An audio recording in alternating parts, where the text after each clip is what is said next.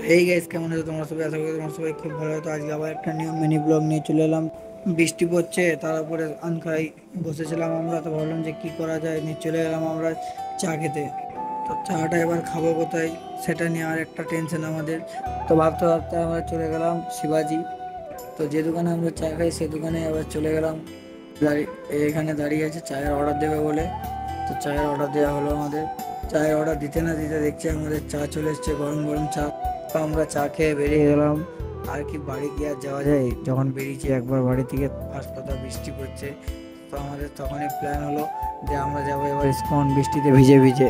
তো ভিজতে ভিজতে আমার ইস্কন যেতে বারবার ভিজে যাচ্ছে, আর আমি বারবার ছাতাটাকে টানছি। তো আমরা গল্প করতে করতে ইস্কন পৌঁছে গেলাম, আর ইস্কন আসতেই খুব বেশি একটু বৃষ্টিটা বেড়ে গেল। খুব বেশি বৃষ্টির জন্য আমরা লাস্টে আর ইস্কনটা ঢুকলাম না, ইস্কন থেকে বেরিয়ে গেলাম ভিজতে ভিজতে, যেন ভিজে ভিজে বাড়ি চলে যায়। আর রাতটা অনেক হয়েছিল। ইস্কন থেকে বাড়ি ফেরার সময় আমাদের একটা দাদা সেলুনে চলে এলাম। ভাবলাম একটু ঢুকে আড্ডা মেরে আসি, তো সেলুনে ঢুকে। তো ব্লগটা আজকের মতন এখানে এন্ড করলাম। চলো দেখা হবে আবার কোনো নেক্সট ব্লগে। তো চলো, ততক্ষণের জন্য টাটা।